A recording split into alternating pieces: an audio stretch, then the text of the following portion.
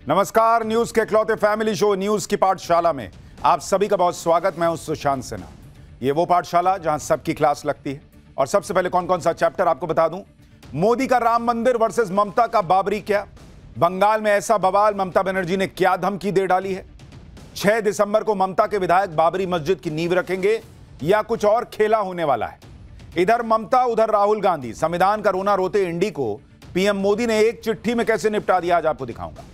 बंगाल से लेकर यूपी तक मोदी का मिशन क्लीन, अवैध घुसपैठिए खुद बोरिया बिस्तर बांधकर भाग रहे हैं क्या।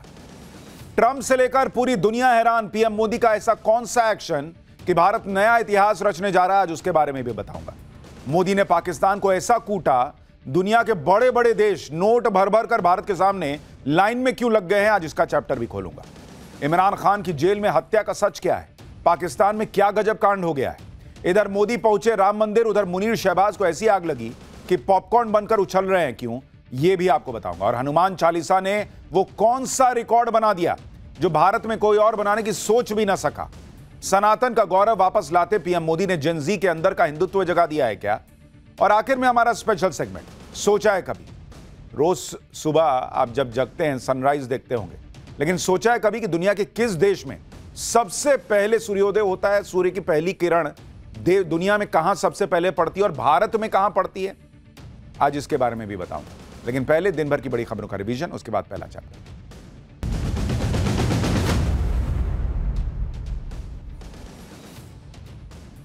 बीस साल बाद भारत को फिर से कॉमनवेल्थ गेम्स की मेजबानी का मौका मिला है। बुधवार को ग्लासगो में कॉमनवेल्थ गेम्स की आम सभा की बैठक में अहमदाबाद को 2030 कॉमनवेल्थ गेम्स के मेजबान के तौर पर औपचारिक मंजूरी मिल गई है। कॉमनवेल्थ गेम्स की मेजबानी मिलने पर पीएम मोदी ने खुशी जताई। बिहार सरकार के पूर्व सीएम राबड़ी देवी को सरकारी आवास खाली करने के नोटिस पर बवाल हो गया है। राबड़ी देवी को हार्डिंग रोड पर नया बंगला आवंटित किया गया है, लेकिन आरजेडी ने कहा है कि जो भी करना होगा करेंगे, लेकिन किसी भी हाल में बंगला तो खाली नहीं करेंगे। राबड़ी देवी के अलावा लालू यादव के बड़े बेटे तेज प्रताप यादव को भी सरकारी घर खाली करने का नोटिस भेजा गया है। दिल्ली ब्लास्ट मामले में 7वें आरोपी को गिरफ्तार किया गया है। एनआईए ने फरीदाबाद से शोएब को अरेस्ट किया। शोएब ने आतंकी डॉक्टर उमर को पनाह दी थी। शोएब को लेकर खुलासा हुआ है कि वो अल-फलाह यूनिवर्सिटी में वार्ड बॉय था और उसके संबंध आतंकी मुजम्मिल से भी थे। हरियाणा के रोहतक में बास्केटबॉल का पोल गिरने से एक खिलाड़ी की दर्दनाक मौत हो गई। इस मामले में हरियाणा सरकार ने एक्शन लेते हुए जिला खेल अधिकारी को सस्पेंड कर दिया है। वहीं कांग्रेस एमपी दीपेंद्र हुड्डा ने कहा है कि सिस्टम और सरकार की वजह से खिलाड़ी की मौत हुई। यह सरकार की लापरवाही और अपराध को दिखाता है। मध्य प्रदेश के रायसेन में 6 साल की बच्ची से रेप के मामले के विरोध कर रहे लोगों का प्रदर्शन उग्र हो गया। प्रदर्शनकारियों ने पुलिस पर पत्थरबाजी शुरू कर दी, जिसके बाद पुलिस ने हल्का लाठीचार्ज किया। घटना के 5 दिन बाद भी आरोपी सलमान की गिरफ्तारी न होने से प्रदर्शनकारी नाराज थे। असम सरकार बहु विवाह पर पाबंदी लगाने के लिए बड़ा कदम उठाने जा रही है। असम के मुख्यमंत्री हिमंता बिस्वा शर्मा ने विधानसभा में बहु विवाह पर प्रतिबंध लगाने वाला विधेयक पेश किया है। दोषी पाए जाने पर 7 साल तक की जेल की सजा और जुर्माने का प्रावधान रखा गया है।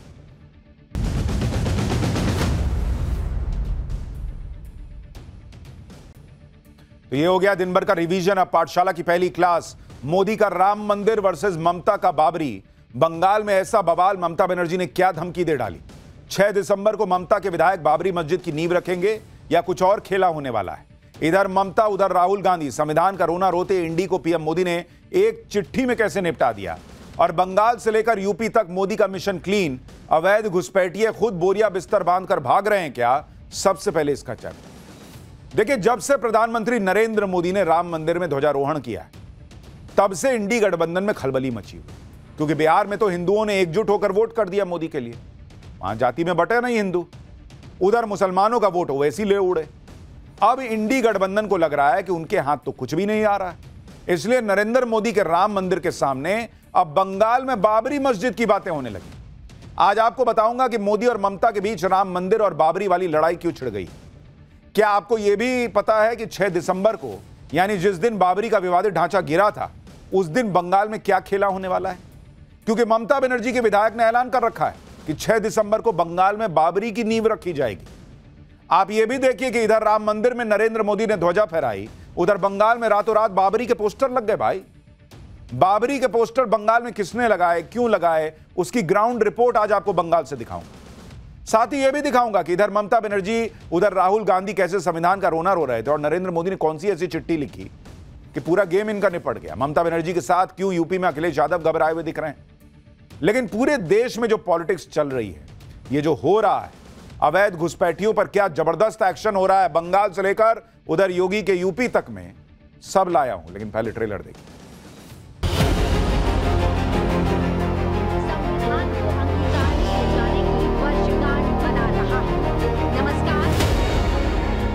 हम भारत के लोग। अगर हर खुशबू किया है तो बीजेपी क्या साधु है, संत है? चुनाव से पहले हार दिख रही हो, वो इस तरह की धमकी ही दे सकती हैं। देखिए, ऐसी जो धमकियां हैं, इस तरह से, इससे देश नहीं डरने वाला।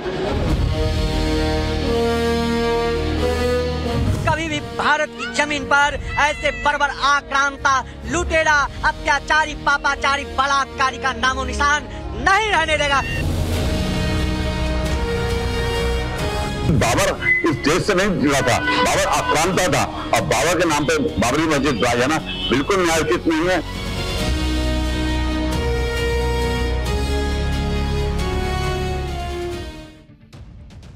देखिए, इस वक्त सबसे गजब तो बंगाल में हो रहा है।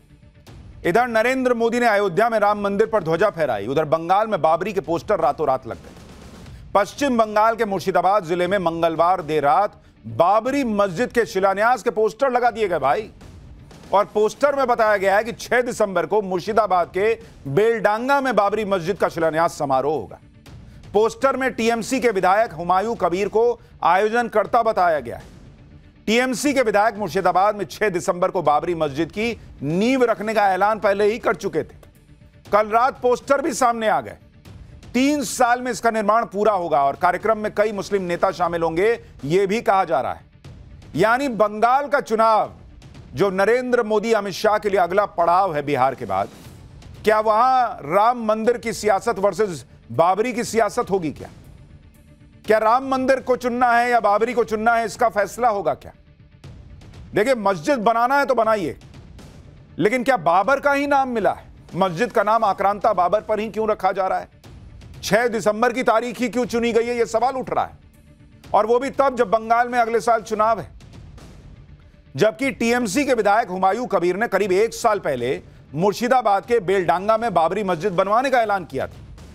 लेकिन जब चुनाव आए तो बाबरी के पोस्टर लग गए। 1 साल से इनसे बाबरी नहीं बनी। वहां यूपी में कोर्ट ने जमीन दे रखी है, वहां क्यों नहीं बनाए?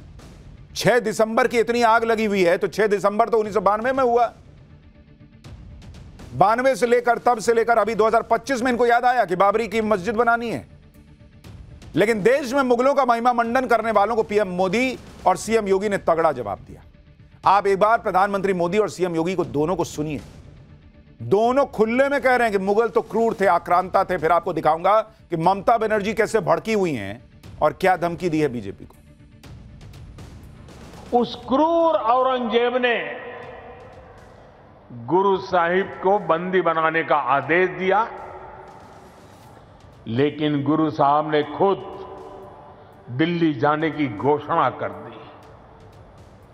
मुगल शासकों ने उन्हें प्रलोभन भी दिए, लेकिन श्री गुरु तेग बहादुर अड़िग रहे। उन्होंने धर्म और सिद्धांतों से समझौता नहीं किया। मुगलों ने पूरे भारत का इस्लामीकरण करने की एक मुहिम चला रखी थी। औरंगजेब जैसा क्रूर बादशाह मनमानीपन पर उतर आया था। तिलक को मिटाने के लिए, जनेऊ को समाप्त करने के लिए। यानी मोदी से लेकर योगी तक खुलकर जिन मुगलों को आक्रांता बता रहे हैं, उन मुगलों के बाबरी मस्जिद का जिक्र बंगाल में हो रहा है। बंगाल में बाबरी मस्जिद पर विवाद बढ़ा तो टीएमसी ने अपने विधायक से किनारा कर लिया। टीएमसी कह रही है कि पार्टी से इसका कोई लेना देना नहीं है। एक बार सुनिए। वो पार्टी का कोई उससे कोई संपर्क अभी नहीं है। उसकी जो पीछे है भाषण है, वो पार्टी से कुछ लेन देन नहीं है। नहीं, उसका अपने वक्तव्य है, लेकिन पार्टी इसको सहमत नहीं है। भाई पार्टी अगर सहमत नहीं है तो आपने क्या एक्शन लिया? जिस विधायक पर कहा जा रहा है कि भाई वो बाबरी मस्जिद बनवाएगा, उस पर क्या एक्शन हो रहा है अगर आप सहमत नहीं? ये पब्लिक पूछ रही। टीएमसी भले ही अपने विधायक से पल्ला झाड़ ले, लेकिन बीजेपी कह रही कि सारा खेला तो ममता बनर्जी का है। ममता बनर्जी के कहने पे सब हो रहा है, ये बीजेपी आरोप लगा रही है। ये एक बहुत बड़े साजिश का हिस्सा ममता बनर्जी जी के द्वारा हुमायूं कर रहे। हुमायूं अपने में कोई नहीं है, हुमायूं जो है सो है, लेकिन और इस तरह से करना, कोर्ट के फैसले का हर किसी ने सम्मान किया है। जानबूझ करके देश में विवाद पैदा करने के लिए यह काम कर रहा है। देश में कहीं भी मंदिर मस्जिद बनाने में मनाही नहीं, अपना जगह है बना सकते हैं, लेकिन बाबरी मस्जिद बनेगा ये हमारी देश की जो स्वतंत्रता है, चाहिए उसके खिलाफ है। क्योंकि इसके लिए इतना बड़ा आंदोलन चला इतने साल तक, तो बनाओ किसी और के नाम पे, अपने पिताजी के नाम पर बनाओ, किसी के नाम पर। बाबर इस देश का ना महापुरुष है ना कोई है, तो आक्रांता था, इसलिए यहाँ के लोग बाबर के नाम से और उसको सम्मान नहीं करेंगे। बीजेपी कह रही है कि भाई ये सब पॉलिटिक्स के लिए हो रहा है, अगर बनाना है तो अपने बाप के नाम पे बनाओ, बाबर के नाम पे क्यों बना रहे हो? ये दिलीप घोष कह रहे हैं। लेकिन क्या बंगाल में बाबरी मस्जिद बनेगी? और बनेगी तो कहां बनेगी? नवभारत की टीम इसकी पड़ताल करने पहुंची। नवभारत संवाददाता मुर्शिदाबाद के बेलडांगा में उस जमीन पर पहुंचे जहां बाबरी मस्जिद बनाने का दावा किया जा रहा है। लेकिन जब हमारी टीम यहां पहुंची तो पूरा मामला ही पलट गया, क्योंकि जिस जमीन पर मस्जिद की नींव रखी जाने की बात है, वहां तो पेट्रोल पंप बनना है। यह भी खुलासा हुआ है कि टीएमसी विधायक हुमायूं कबीर ने मस्जिद को बनाने के लिए यह जमीन अभी तक खरीदी ही नहीं है। मुर्शिदाबाद से हमारे सहयोगी अभिषेक की रिपोर्ट देखिए। कि हम बेलडंगा इलाके में मौजूद हैं, सड़क किनारे हाईवे के पास ये जो आपको घिरा हुआ पूरा इलाका नजर आ रहा है, दरअसल इसी जमीन के ऊपर हुमायूं कबीर ये कह रहे थे कि यहाँ पर जो बाबरी मस्जिद है उसका निर्माण करवाया जाएगा। लेकिन उल्टा जो है, यहाँ पर जो जमीन के मालिक थे उन्होंने बाकायदा यहाँ पर अब बोर्ड लगा दिया है। इस बोर्ड के ऊपर ये लिखा हुआ है कि यहाँ पर बाहर लोगों के प्रवेश जो है वो निषेध है, वहाँ बाहर के लोग नहीं आ सकते। लेकिन जिसका जमीन वो तो बंद कर दिया, वो आदमी बता रहा हूँ मुझे, मेरे साथ कोई बात नहीं हुआ। आपको लेकर पेट्रोल पंप बनेगा इसी जगह पे निर्मल, तो उसी को देऊंगा, लेकिन उसने तो लिया नहीं है, तो इन्होंने पोस्ट लगाया तो पेट्रोल पंप बनेगा यहाँ पे। हाँ, पेट्रोल पंप बनेगा, तो जाएगा जिसका है वो तो नहीं देना चाहता है किसी को, वो तो बेचना भी नहीं चाहता है और पैसा भी नहीं दिया, तो क्या कैसा बनेगा बाबरी मस्जिद? अगर आप देखेंगे तो यहाँ पर बांग्ला भाषा में लिखा हुआ है कि बाहर के लोगों का जो प्रवेश है वो यहाँ पर निषेध है और ये जगह पेट्रोल पंप को दिया जा रहा है। ये बाकायदा यहाँ पर पोस्टर लगाया गया। लेकिन अब बताइए, जिस जगह पे पेट्रोल पंप बनना है उस जगह का नाम डाल के पोस्टर छप रहे हैं कि भाई वहां बाबरी मस्जिद बनेगी। ये मुसलमान के साथ धोखा नहीं है? ये क्या हो रहा है? एक तरफ खुलेआम राम मंदिर के जवाब में बंगाल में बाबरी मस्जिद की बातें हो रही, लोगों को उकसाया जा रहा है। उधर बंगाल की हालत यह है कि वहां वोटर लिस्ट रिवीजन को लेकर चुनाव आयोग को ही अपने अधिकारियों की सुरक्षा का डर सता रहा है। चुनाव आयोग ने इसके लिए बंगाल पुलिस को चिट्ठी लिख दी। भाई इसमें बंगाल पुलिस को चुनाव आयोग के अधिकारियों, बाकी कर्मचारियों को पर्याप्त सुरक्षा देने के लिए कहा गया है। सिर्फ दफ्तर ही नहीं, अधिकारियों के घर पर और रास्ते में भी सुरक्षा देने को कहा गया है। चुनाव आयोग को बंगाल पुलिस को यह आदेश इसलिए जारी करना पड़ा क्योंकि 24 नवंबर को पश्चिम बंगाल के चीफ इलेक्टोरल ऑफिसर के ऑफिस में गंभीर सुरक्षा की चूक हुई। सोमवार को कोलकाता में चुनाव आयोग के दफ्तर के बाहर बीएलओ के समूह ने प्रदर्शन किया। इस दौरान बीएलओ ने आयोग के दफ्तर के अंदर घुसने की कोशिश की, बैरिकेड्स तोड़ने की कोशिश हुई। अभी सोचिए, बिहार में पूरा एसआईआर हुआ, नहीं कहना पड़ा कि सबको सुरक्षा दीजिए, बंगाल में कहना पड़ रहा है कि सुरक्षा दीजिए। भाई यह सब तब हो रहा है जब ममता बनर्जी ने वोटर लिस्ट रिवीजन को लेकर खुलेआम धमकी दी। ममता बनर्जी ने कहा कि एसआईआर की आड़ में पहले वोटिंग राइट्स छीने जाएंगे, फिर नागरिकता। एसआईआर की वजह से लोगों में पैनिक है, डर का माहौल है। एसआईआर की प्रक्रिया में जुटे बीएलओ और बाकी लोग जान दे रहे हैं। इसी डर को दिखाकर ममता बनर्जी बीजेपी पर भड़क रही हैं। ममता बनर्जी ने बीजेपी को चेतावनी दे डाली कि अगर बंगाल को चैलेंज किया तो वो पूरे देश में बीजेपी की नींव हिला देंगे। ममता बनर्जी ने यह भी ऐलान कर दिया कि वो बंगाल चुनाव के बाद देश भर का दौरा करेंगी और बीजेपी को 2029 में सत्ता में नहीं रहने देंगे। सुनिए ममता बनर्जी कैसे एसआईआर और बीएलओ यानी बूथ लेवल ऑफिसर की मौत को लेकर बीजेपी को घेर रही। गुजरात में जो बीएलओ मर गया उसके लिए कौन जिम्मेदारी है? राजस्थान में जो मर गया तो बीजेपी गवर्नमेंट है। मध्य प्रदेश में जो मर गया, क्या जरूरत था इतना जल्दी इसको ऐसा करना? अगर हर खुश बैठिया है तो बीजेपी क्या साधु है, संत है? सबको अधिकार छीन लेता है और बीजेपी को बोलता है जेल में डाल देगा। बीएलओ को बोलता है जेल में डाल देंगे, आपको नकड़ी खा लेंगे। आपका नकड़ी कितना दिन रहेगा? पहले आप बचाओ। लोकतंत्र रहेगा लेकिन आप लोग नहीं रहेगा। बंगाल में एसआईआर के दौरान बीएलओ की मौत एक बड़ा मुद्दा बन गई है भाई। इस मुद्दे पर बीजेपी और टीएमसी आमने सामने है। ममता बनर्जी कह रही है कि एसआईआर के चक्कर में बीएलओ की जान जा रही। बीजेपी कह रही है कि क्यों ममता प्रशासन बीएलओ की मौत से जुड़ी पुलिस और पोस्टमार्टम रिपोर्ट नहीं दे रही। क्यों बीएलओ को मिलने वाले 18,000 की पेमेंट ममता बनर्जी ने रोकी हुई है। बीएलओ को डेटा एंट्री वाले क्यों नहीं दिए जा रहे हैं। इन सब से उनका वर्कलोड कम हो जाएगा। ममता बनर्जी कह रही है कि चुनाव आयोग बीएलओ को जेल भेजने और नौकरी से निकालने की धमकी दे रहा है। बीजेपी का आरोप है कि बीएलओ पर टीएमसी के गुंडे गलत वोटर लिस्ट बनाने का प्रेशर डाल रहा है। ममता बनर्जी कह रही है कि एसआईआर जल्दबाजी में हो रहा है, इससे जेन्युइन वोटर्स का नाम कटने का खतरा है। बीजेपी कह रही है कि एसआईआर के डर से घुसपैठिए भाग रहे हैं, इसलिए ममता बनर्जी परेशान हो रही है। बंगाल बीजेपी के नेता लॉकेट चटर्जी को सुनिए, जो कह रही हैं कि ममता बनर्जी बीएलओ की मौत पर झूठ बोल रही हैं। डॉक्टर्स पर दबाव बनाकर हर मौत को एसआईआर से जोड़ने की साजिश हो रही है। कुछ भी नहीं हो रहा है, ये झूठ बोल रहा है। पूरा भारत में एसआईआर हो रहा है, बिहार में ऑलरेडी एसआईआर हो गया है, किसी का कुछ नहीं हुआ।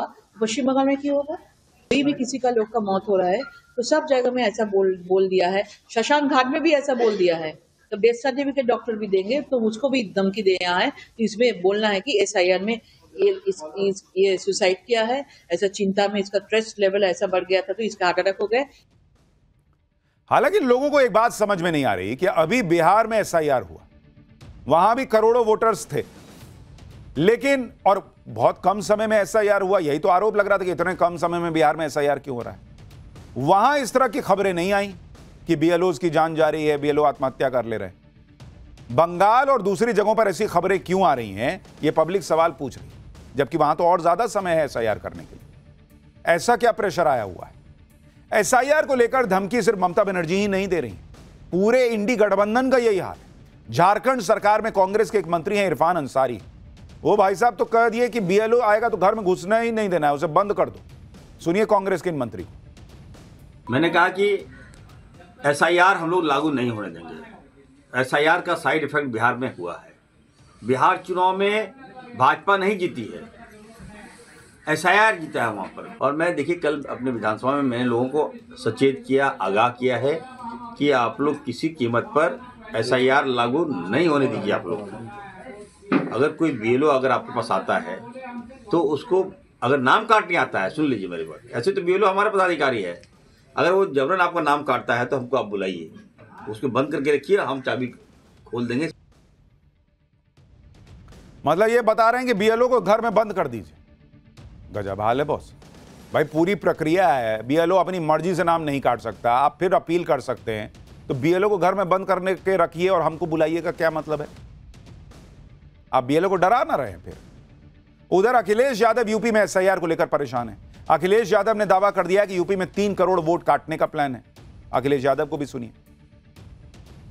बिल्कुल जल्दी से फॉर्म भरे दे रहे हैं, इसका मतलब ये हुआ कि 2-2.5 करोड़ लोगों का, और उससे हो सकता है यूपी में 3 करोड़ लोगों का वोट काट देंगे ये लोग। 3 करोड़ लोगों का वोट काट देंगे। अब आप सोचिए, ये मत पूछो कौन, भाजपा चुनाव आयोग दोनों एक हैं। सरकार इसलिए बना रही है कि 27 का जनता उन्हें डिटेंशन उसमें भेज देगी। अखिलेश यादव कह रहे हैं कि 3 करोड़ लोगों का नाम जो है वो यूपी में काट दिया जाएगा। अब जरा देखा जाएगा कि 3 करोड़ का नाम कटेगा तो उसमें से कितने लोग जो है वो सुप्रीम कोर्ट जाएंगे, दूसरे कोर्ट जाएंगे, या सड़क पर आकर कहेंगे कि मेरे साथ गलत हुआ। बिहार में तो नहीं किया ऐसा कोई। और ये लोग ऐसी बातें तब कर रहे हैं जब आज संविधान दिवस है बॉस। इन लोगों ने आज संविधान की बड़ी बड़ी बातें की हैं। ममता बनर्जी ने हाथ में संविधान की कॉपी लहराई, संविधान दिवस मनाया और पीएम मोदी पर ताबड़तोड़ हमले किए। इधर दिल्ली में संसद भवन के सेंट्रल हॉल में संविधान दिवस से जुड़ा एक कार्यक्रम हुआ जिसमें राष्ट्रपति द्रौपदी मुर्मू, उपराष्ट्रपति के अलावा पीएम मोदी, नेता विपक्ष राहुल गांधी सब थे। संविधान दिवस पर ममता बनर्जी ने कहा कि लोकतंत्र दांव पर है, सेक्युलरिज्म खतरे में है, फेडरलिज्म का बुलडोज किया जा रहा है। ममता बनर्जी कह रही हैं कि इसलिए वो आज संविधान को बचाने की प्रतिज्ञा ले रही। राहुल गांधी भी लोकतंत्र के रक्षक बनकर आ गए। राहुल गांधी ने सोशल मीडिया पोस्ट में कहा कि संविधान की रक्षा करना उनका कर्तव्य है, इस पर होने वाले हर प्रहार के सामने सबसे पहले खड़ा रहूंगा। ममता बनर्जी और राहुल गांधी दोनों ने संविधान दिवस पर पीएम मोदी को घेर लिया। उधर संविधान दिवस पर पीएम मोदी ने देश की जनता के नाम एक पत्र लिखा। पीएम मोदी ने अपने लेटर में जनता से खास अपील की। प्रधानमंत्री मोदी ने कहा कि हमें राष्ट्र के प्रति, समाज के प्रति अपने कर्तव्यों का निर्वाह करना होगा। देश ने हमें कितना कुछ दिया है, इसके लिए हम सबके मन में कृतज्ञता का भाव होना चाहिए। हमारा हर कार्य देश हित से जुड़े उद्देश्यों को पूरा करने वाला। हमारे संविधान निर्माताओं ने जो सपने देखे थे उन्हें पूरा करने का दायित्व हम सबका है। जब हम अपने काम को कर्तव्य की भावना के साथ करेंगे तो देश की सामाजिक और आर्थिक प्रगति कई गुना बढ़ जाएगी। यानी इधर विपक्ष ने संविधान दिवस पर पीएम मोदी को घेरने की कोशिश की, उधर पीएम मोदी ने संविधान के पवित्र दस्तावेज बताते हुए उसे सच्चा मार्गदर्शक बताया। पीएम मोदी के खिलाफ जब भी विपक्ष को कुछ नहीं मिलता तो संविधान खतरे में का नैरेटिव आगे रखता है। इसी फर्जी नैरेटिव की वजह से लोकसभा चुनाव में इंडी गठबंधन ने बीजेपी की कुछ सीटें घटा दी, लेकिन बार बार फर्जी नैरेटिव थोड़ी चलता है। तो इस बार भी ये लोग प्रयास कर रहे हैं, लेकिन चांसेस कम है कि ये मोदी को उस तरह से डैमेज कर पाएंगे जैसा ये चाह रहे हैं, क्योंकि उसकी और भी वजह है। और वो वजह क्या है वो अब आपको अगले चैप्टर में बताता हूं। पाठशाला में अब अगली क्लास। ट्रंप से लेकर पूरी दुनिया हैरान, पीएम मोदी का ऐसा एक्शन कि भारत नया इतिहास रचने जा रहा है क्या? मोदी ने पाकिस्तान को ऐसा कूटा, दुनिया के बड़े बड़े देश नोट भर भर कर भारत के सामने लाइन में क्यों लग गए? अब इसके बारे में बताता हूं। देखिए, भारत की इकोनॉमी को पिछले कुछ महीनों में क्या क्या नहीं कहा गया, लेकिन जो लोग भारत की इकोनॉमी की बुराई कर रहे थे, उसे खत्म बता रहे थे, उसी इकोनॉमी ने ऐसी धूम मचाई हुई है कि पूरी दुनिया हैरान। इकोनॉमी के मोर्चे पर नरेंद्र मोदी ऐसे ऐसे एक्शन ले रहे हैं कि भारत नया इतिहास रचने जा रहा है। पाकिस्तान को जिस तरह से नरेंद्र मोदी ने कूटा है, उससे दुनिया के बड़े बड़े देश नोट भर भर के भारत के सामने लाइन में क्यों लग गए हैं, आज आपको बताऊंगा। आप देखिए कि इसी वित्तीय वर्ष में भारत की इकोनॉमी $4 ट्रिलियन की हो जाएगी। Made in India defence product की दुनिया में धूम मच रही है। ब्रह्मोस मिसाइल, जिससे भारत ने पाकिस्तान को ऐसा फोड़ा कि दुनिया में चर्चा है, उस ब्रह्मोस मिसाइल को खरीदने के लिए कई देश लाइन में खड़े हो गए हैं, पैसा भर भर के ले लेके। फ्रांस की एविएशन कंपनी ने भारत में अपना सेंटर खोल दिया है। कनाडा के साथ भारत रेयर अर्थ की बड़ी डील कर रहा है। और यह तो सिर्फ शुरुआत है, आगे भारत क्या और धूम मचाने वाला है, कैसे भारत की इकोनॉमी बूम कर रही है, उधर पाकिस्तान कैसे डूबता चला जा रहा है, आज आपको सब दिखाऊंगा। कैसे जो ट्रंप सोच रहे थे कि टैरिफ लगाकर भारत को झटका दे देंगे, उन ट्रंप को खुद झटका लगा हुआ है बॉस। भारत ऐसा इतिहास रचने जा रहा है। देखिए, भारत के लिए सबसे जबरदस्त खबर तो यह आई कि इकोनॉमी नया रिकॉर्ड बनाने जा रही है। नरेंद्र मोदी का टारगेट है कि भारत की इकोनॉमी को टॉप 3 देशों में लेकर आना है। और देश के मुख्य आर्थिक सलाहकार ने यह बड़ी बात कह दी है कि भारत की इकोनॉमी इसी वित्तीय वर्ष में $4 ट्रिलियन को पार कर जाएगी। भारत की इकोनॉमी फिलहाल $3.9 ट्रिलियन की है, जो दुनिया की 5वीं सबसे बड़ी अर्थव्यवस्था है। 2030 तक भारत तीसरी सबसे बड़ी इकोनॉमी बन सकता है और अगले 10 साल में भारत की इकोनॉमी $10 ट्रिलियन के पार जा सकती है। भारत की जीडीपी ग्रोथ 7.3% की दर से बढ़ने का अनुमान है। यानी जहां दुनिया के बड़े बड़े देशों की रफ्तार सुस्त पड़ रही है, वो गाड़ी का गियर चेंज कर रहे हैं, गाड़ी घों घों कर रही है लेकिन भाग नहीं रही, वहीं भारत की इकोनॉमी जबरदस्त स्पीड से दौड़ रही है। भारत की इकोनॉमी $4 ट्रिलियन की होने वाली है और यह कितनी बड़ी उपलब्धि है, यह आपको आज समझना चाहिए। अब भारत से आगे मात्र 4 देश है और उनकी इकोनॉमी का साइज आपको दिखाता हूं कि वो देश भारत से कितना आगे हैं और वो कौन से देश हैं, आपको खुद पता चल जाएगा। जैसे अगर आप देखेंगे अमेरिका जो है, उसकी इकोनॉमी इस वक्त करीब करीब $31 ट्रिलियन की है।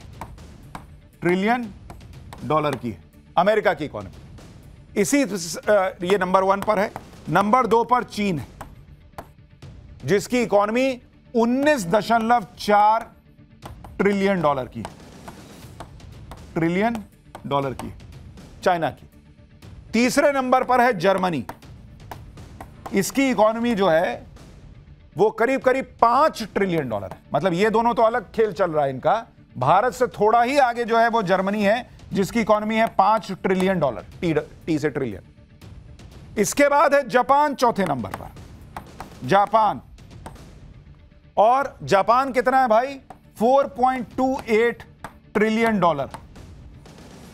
और अब भारत जो है वो 5वें नंबर पर यहां पर भारत है। और भारत आप देखिए जैसे ही 4 ट्रिलियन होगा, ये जर्मनी और जापान को पीछे छोड़ना कोई बहुत बड़ी बात नहीं, जिस रफ्तार से भारत आगे बढ़ रहा है। तो सीधे भारत यहां से उठेगा और अगले कुछ साल में यहां तीसरे नंबर पर आ जाएगा। इकोनॉमी के फ्रंट पर भारत के लिए एक और खुशखबरी आई। Council on energy, environment and water के मुताबिक भारत में 2047 तक $4.1 ट्रिलियन का ग्रीन निवेश आ सकता है। इससे भारत में करीब 4,80,00,000 नौकरियां पैदा हो सकती हैं। यानी भारत के लिए अच्छी खबरों की लाइन लगी हुई है बॉस। प्रधानमंत्री मोदी भारत को उन सेक्टर्स में भी आगे बढ़ा रहे हैं जिसके बारे में पहले किसी ने गंभीरता से ध्यान तक नहीं दिया। आज रेयर अर्थ और यूरेनियम को लेकर दुनिया में मारामारी मची हुई। भाई हर देश रेयर अर्थ के लिए परेशान है, लेकिन पीएम मोदी भारत की जरूरतों के लिए बड़ी बड़ी डील्स कर रहे हैं। भारत और कनाडा के बीच $2.8 अरब का यूरेनियम का सौदा होने वाला है। दोनों देशों के बीच यूरेनियम डील 10 साल के लिए होगी। दक्षिण अफ्रीका में पीएम मोदी और कनाडा के पीएम की मुलाकात हुई थी। इसी मुलाकात के बाद दोनों देशों के बीच यूरेनियम की डील आगे बढ़ी। इस डील से भारत के 25 न्यूक्लियर रिएक्टर्स को फायदा होगा। भारत में 6 और न्यूक्लियर रिएक्टर बनाए जा रहे हैं। यानी जिस कनाडा के साथ कभी हमारे संबंध जो है वो ट्रूडो के चक्कर में गड़बड़ा गए थे, वो ट्रूडो तो निपट ही गया। अब रिश्ते देखिए ये हो रहे हैं कि भारत डील कर रहा है। आप ये भी देखिए कि रेयर अर्थ के लिए आज ही मोदी सरकार ने बड़ा फैसला भी लिया।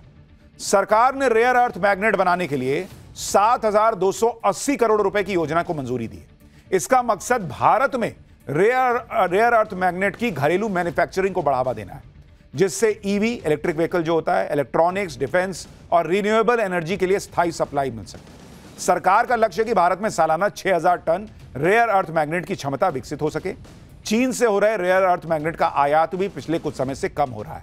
इस साल अप्रैल से सितंबर के बीच चीन से 16,281 टन रेयर अर्थ मैग्नेट का आयात हुआ है, जो पिछले साल के मुकाबले 56% कम है। यानी चीन से आयात आधे से भी ज्यादा घट गया है।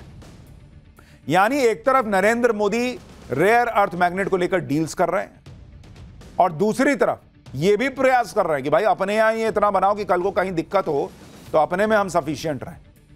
रेयर अर्थ मैग्नेट का इस्तेमाल electric vehicle, mobile, laptop, wind turbine, missile और डिफेंस सिस्टम में होता है।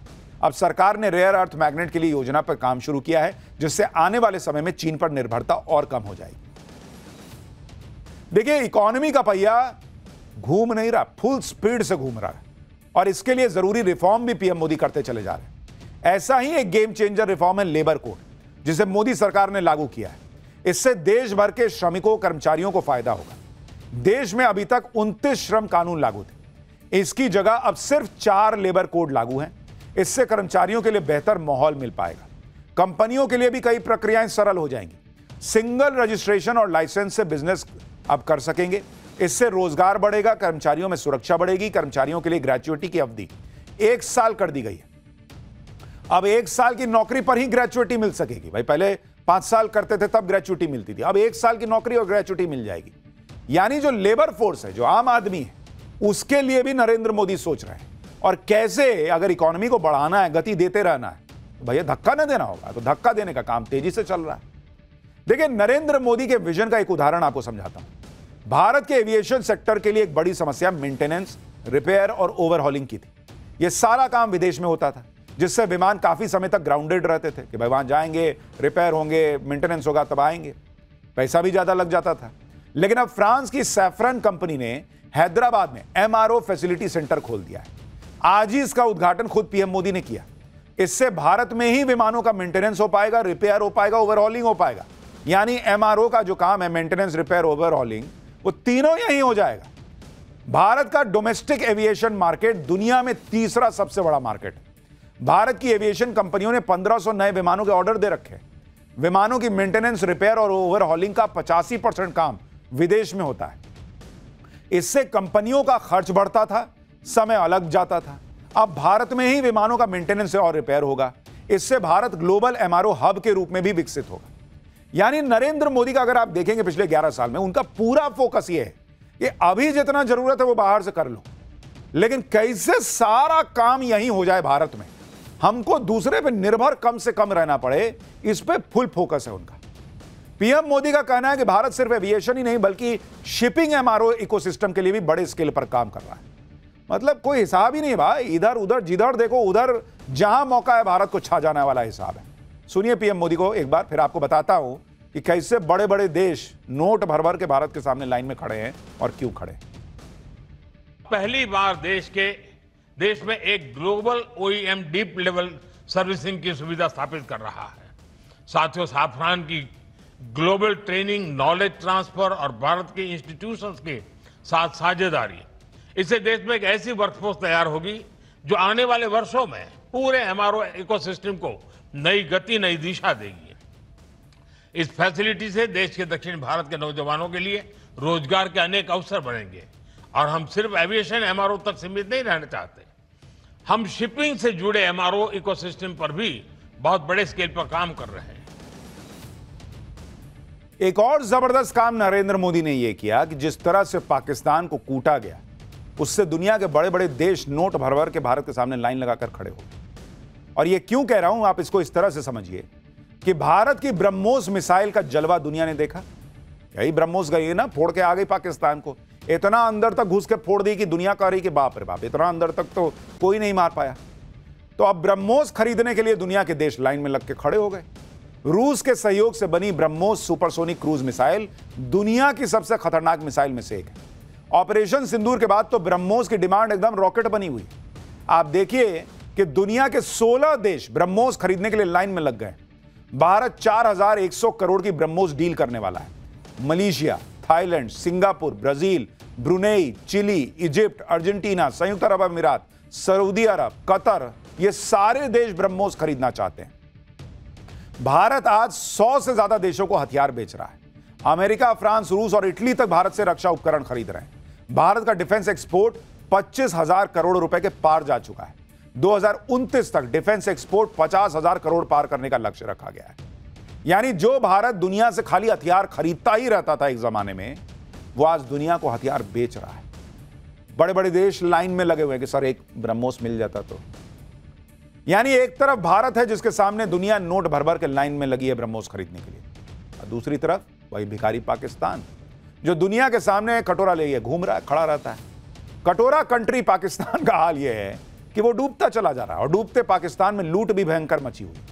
आईएमएफ ने पाकिस्तान में फैले करप्शन का एक रिपोर्ट कार्ड जारी किया है, जिससे खुलासा हुआ है कि पाकिस्तान में कैसे करप्शन की वजह से विकास नहीं हो पा रहा। इंटरनेशनल मॉनेटरी फंड यानी आईएमएफ की रिपोर्ट में कहा गया है कि भ्रष्टाचार पाकिस्तान के सिस्टम की ताकत बन गया है, इसकी वजह से विकास नहीं हो पा रहा है।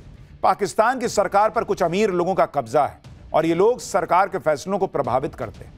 पाकिस्तान की संस्थाएं भ्रष्टाचार की वजह से खोखली हो चुकी हैं। पाकिस्तान में करप्शन कंट्रोल दुनिया में सबसे खराब है। तो जो लोग पूछते हैं कि अरे नरेंद्र मोदी तो कहते हैं ना खाऊंगा ना खाने दूंगा, उससे क्या हो जाएगा? उससे यही होता है कि भारत इतिहास रच रहा है और $4 ट्रिलियन की इकॉनमी बन रहा है। जहां खाऊंगा भी, खाने भी दूंगा, तू भी खा मैं भी खाऊं, वह उसका हाल पाकिस्तान जैसा हो जाता है। जो लोग कहते हैं कि नरेंद्र मोदी ने क्या बदला है, ये बदला है बॉस। इतना ही नहीं, पाकिस्तान की पोल तो खुद वहां के पूर्व प्रधानमंत्री नवाज शरीफ ने खोल दी।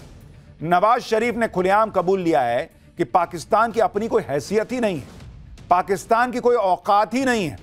नवाज शरीफ ने कहा है कि पाकिस्तान अपने फैसले खुद नहीं कर सकता। आईएमएफ और विदेशी कर्ज पर पाकिस्तान निर्भर है। पाकिस्तान के अपने फैसले विदेशियों के हाथों में। आईएमएफ जो चाहेगा पाकिस्तान से करवा सकता है। यानी भारत तो अंग्रेजों के राज से आजाद हो गया, लेकिन उस वक्त आजादी लेकर जो पाकिस्तान बना वो आज उन्हीं अंग्रेजों के हाथ में। क्योंकि दिन भर कटोरा लेके घूमोगे, जो भीख देगा वो फिर भीख का हिसाब तो मांगेगा। आईएमएफ के लोन पर पाकिस्तान चल रहा है, पल रहा है, इसलिए पाकिस्तान अपने मन से कोई पॉलिसी तक नहीं बना सकता। जो आईएमएफ कहता है उसी हिसाब से उसको चलना पड़ता है। ये करो तो करता है। ये पाकिस्तान की हैसियत और औकात रह गई। लेकिन उस औकात और उस हैसियत में भी पाकिस्तान सुधरने वाला है? नहीं सुधर सकता भाई। आप देखिए अगला चैप्टर देखिए वहां पाकिस्तान में क्या हो रहा है। इमरान खान की जेल में हत्या की खबरें आ रही हैं, उसका सच क्या है? पाकिस्तान में क्या गजब कांड हो गया है। इधर मोदी पहुंचे राम मंदिर, उधर मुनीर शहबाज को ऐसी आग लगी कि काहे पॉपकॉर्न बन के उछल रहे हैं। अब आपको दिखाता हूं। राम मंदिर पर नरेंद्र मोदी ने धर्म ध्वजा लहराई। भारत में तो कुछ लोग तिलमिलाए ही हैं, पाकिस्तान को भी भयंकर आग लग गई। मुनीर से लेकर शहबाज, पूरा पाकिस्तान राम मंदिर पर पॉपकॉर्न की तरह उछल रहा है। लेकिन ये खुद का हाल नहीं देख रहे कि पाकिस्तान में क्या गजब गजब कांड हो रहे हैं। खुद पाकिस्तान में भयंकर बवाल होने वाला है, क्योंकि ऐसी खबरें उड़ रही हैं कि मुनीर ने जेल में बंद इमरान खान के साथ कुछ करवा दिया है। ऐसी खबरें आज उड़ी कि पाकिस्तान की अदियाला जेल में बंद इमरान खान जिंदा है या मुनीर ने उनकी हत्या करवा दी है। इन खबरों के बाद पाकिस्तान में भारी बवाल मचा हुआ है। अदियाला जेल के बाहर इमरान खान की बहनों और उनकी पार्टी के कार्यकर्ताओं का हुजूम उमड़ पड़ा। पाकिस्तान में मुनीर और शहबाज को सत्ता से उखाड़ फेंकने का ऐलान हो गया है। सिंध, पीओके और बलूचिस्तान के बाद अब पाकिस्तान के पंजाब प्रांत में भी आजादी की मांग जोर पकड़ रही है। जो आप भारत में कभी सुनते थे लेके रहेंगे आजादी, वो लेके रहेंगे आजादी के नारे लग रहे हैं पाकिस्तान में। और खाली लेके रहेंगे आजादी के नारे नहीं लग रहे हैं, तेरे बाप से लेंगे आजादी के नारे लग रहे हैं। आज पाठशाला में इमरान खान को लेकर पाकिस्तान में बचे बवाल की एक एक डिटेल आपको दिखाऊंगा। राम मंदिर को लेकर पाकिस्तान में क्यों आग लगी है, कैसे ये लोग पॉपकॉर्न की तरह उछल रहे हैं नरेंद्र मोदी को राम मंदिर में देखकर, यह भी बताऊंगा। देखिए, सबसे पहले बात पाकिस्तान में इमरान खान को लेकर मचे जबरदस्त बवाल की। करीब 2 साल से पाकिस्तान के रावलपिंडी की अदियाला जेल में बंद इमरान खान जिंदा हैं या जेल में उनकी हत्या हो चुकी है। इसको लेकर सस्पेंस बना हुआ है। इमरान खान की पार्टी के लोग हों या फिर उनकी बहनें, सब इमरान खान की सलामती को लेकर डरे हुए हैं और मुनीर को भर भर कर कोस रहे हैं। इसकी वजह है अफगानिस्तान मीडिया का वो सनसनीखेज दावा। अफगानिस्तान टाइम्स ने आज इमरान की तस्वीर शेयर करते हुए दावा किया कि पीटीआई के चेयरमैन इमरान खान की संदिग्ध हालात में हत्या हो गई। इसके साथ ही अफगानिस्तान टाइम्स ने लिखा कि पाकिस्तान के एक भरोसेमंद सोर्स ने अफगानिस्तान टाइम्स को बताया कि पीटीआई के चेयरमैन इमरान खान की कथित तौर पर रहस्यमय तरीके से हत्या कर दी गई और उनकी बॉडी को जेल से बाहर ले जाया जा चुका है। इमरान खान को लेकर अफगानिस्तान मीडिया के इस दावे पर पाकिस्तान सरकार एकदम चुप बैठी हुई है, जिसके बाद इमरान खान की सेहत को लेकर सस्पेंस और बढ़ गया है। देखिए, यह समझना जरूरी है कि अचानक पाकिस्तान में इमरान खान की सेहत को लेकर अटकलों ने जोर पकड़ा कि दरअसल इमरान खान साल 2023 से अदियाला जेल में बंद है। आरोप है कि कल इमरान खान की 3 बहनें उनसे मिलने जेल पहुंची, लेकिन उन्हें इमरान खान से मिलने ही नहीं दिया गया और जेल के बाहर से घसीट कर भगा दिया गया। इमरान की बहनों का आरोप है कि पिछले 3 हफ्तों से उन्हें अपने भाई से मिलने नहीं दिया जा रहा। इमरान खान के वकीलों को भी उनसे मिलने के लिए जेल के अंदर नहीं जाने दिया जा रहा। अब सवाल है कि अगर इमरान खान फिटफाट है, कोई दिक्कत नहीं है, तो मिलने क्यों नहीं दे रहे हो? ऐसे में इमरान खान की बहनों और उनकी पार्टी के समर्थकों का कहना है कि अगर इमरान खान सुरक्षित हैं, जिंदा हैं, तो मिलने दो ना भाई। इससे बढ़ के इमरान खान के समर्थक हजारों की संख्या में अदियाला जेल के बाहर इकट्ठा हो गए, नारेबाजी शुरू कर दी कि लेके रहेंगे आजादी, तेरे बाप से लेंगे आजादी। इमरान की बुजुर्ग बहनें कड़कड़ाती ठंड में जेल के बाहर धरने पर बैठ गई।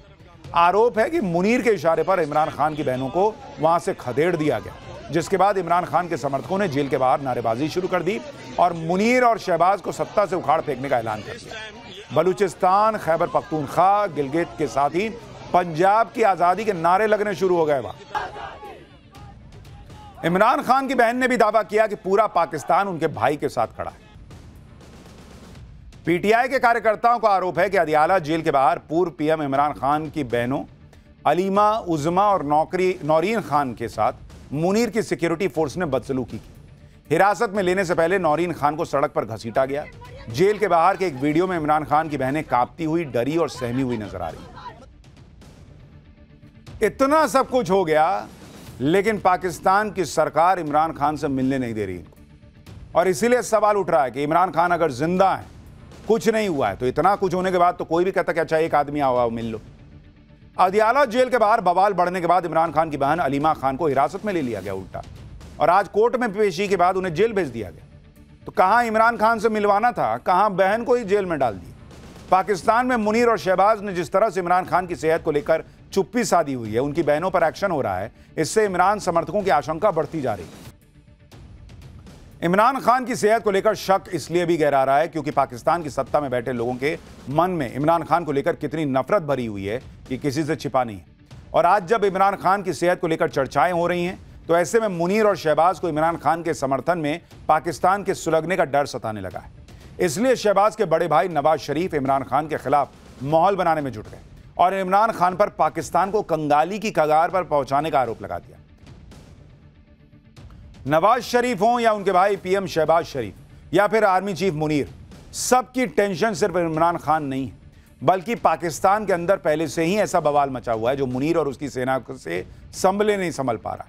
पीओके में मुनीर की सेना के अत्याचारों के खिलाफ गुस्सा इतना भड़क चुका है कि लोग सड़कों पर उतर रहे हैं। उन्होंने पीओके से मुनीर की सेना को खदेड़ने की कसम खा ली। पीओके में मुनीर की सेना के खिलाफ भड़के गुस्से की यह तस्वीर देखिए। इलाके में लाठी डंडों से पाकिस्तानी जवानों की पिटाई करते हुए लोग नजर आ रहे हैं। यह भी देखिए कि मुनीर और उसकी सेना किस हद तक लाचार हो चुकी है। मुनीर अब प्रोपेगेंडा फैलाने के लिए आतंकी संगठनों की मदद करने को मजबूर हो चुका है। मुनीर ने भारत के मोस्ट वांटेड आतंकी हाफिज सईद के संगठन लश्कर तैयबा के लिए इस्लामाबाद में एक डेडिकेटेड आईटी सेल खोल दिया है। इसमें 80 कंप्यूटर लगाए गए। हाफिज के इस आईटी सेल को भारत के खिलाफ प्रोपेगेंडा फैलाने का जिम्मा सौंपा गया है। पाकिस्तान में जिस तरह का बवाल मचा हुआ है, पाकिस्तान के हर प्रांत में आजादी की मांग उठ रही है।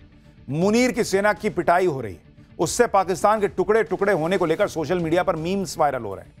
ऐसे ही एक मीम भारत के राष्ट्रीय सुरक्षा सलाहकार अजीत डोवाल की तस्वीर पर बनाया गया है, जिसमें अजीत डोवाल को यह कहते दिखाया गया है कि पहले पीओके, अब पंजाब और फिर सिंध, सब कुछ शांतिपूर्व तरीके से होगा।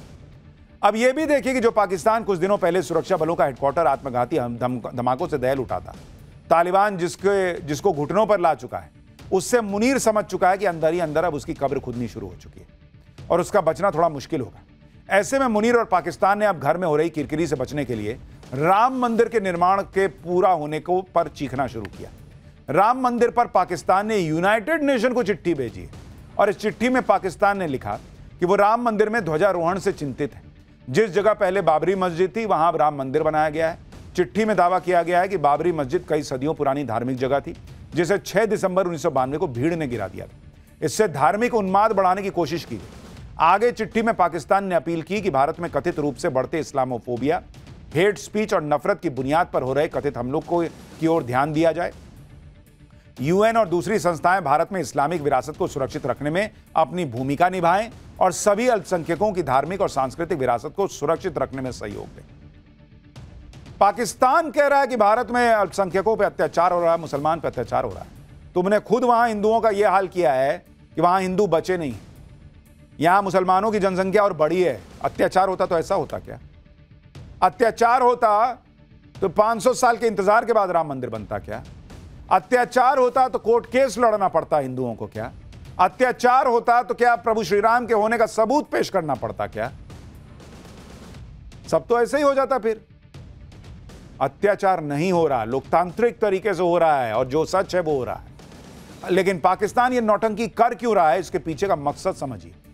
दरअसल धर्म की आड़ में पहले भी खुद को बचाने की कोशिश कर चुके मुनीर का राम मंदिर की आड़ में एक एजेंडा है। भारत के मुसलमानों के दिमाग में जहर भरना, व्हाइट कॉलर टेरर मॉड्यूल की जड़ें मजबूत करने के लिए भारत के मुसलमानों को भड़काना और अपने घर में जो आग लगी है उससे ध्यान भटकाना। भाई आप किसी, ये जैसे डॉक्टर उमर है, फट गया जाके, ऐसे और बनाने हैं तो आपको ये जहर तो भरना पड़ेगा ना दिमाग में कि देखो तुम्हारे साथ गलत हुआ, बाबरी मस्जिद तोड़ दी, राम मंदिर बना दिया। इसके लिए इस लोग नौटंकी कर रहे हैं। दूसरा, पाकिस्तान में इतना बवाल मचा हुआ है कि ध्यान भटका दो कि भाई वहां देखो क्या हो रहा है मुसलमानों के साथ, क्योंकि मुनीर अपने एजेंडे में कामयाब होता दिख रहा है। मुनीर का कट्टर गैंग राम मंदिर और मोदी को लेकर उसके प्रोपेगेंडे को हवा देने में जुट गया है। यानी जो मुनीर चाहता है वहां पब्लिक का सेंटीमेंट बन रहा है। राम मंदिर पर लिखी चिट्ठी के लिए मोदी सरकार ने पाकिस्तान पर करारा पलटवार भी किया। भारतीय विदेश मंत्रालय ने दो टूक कह दिया है कि ऐसे देश के तौर पर जिसका अपने अल्पसंख्यकों के दमन, कट्टरता और अत्याचार का गहरा दागदार रिकॉर्ड है, पाकिस्तान के पास दूसरों को लेक्चर देने का कोई नैतिक आधार ही नहीं। खोखले उपदेश देने के बजाय पाकिस्तान के लिए बेहतर होगा कि वो अपने अंदर झांके और अपने खराब मानवाधिकार रिकॉर्ड पर ध्यान दे। तो भारत जिस गति से बढ़ रहा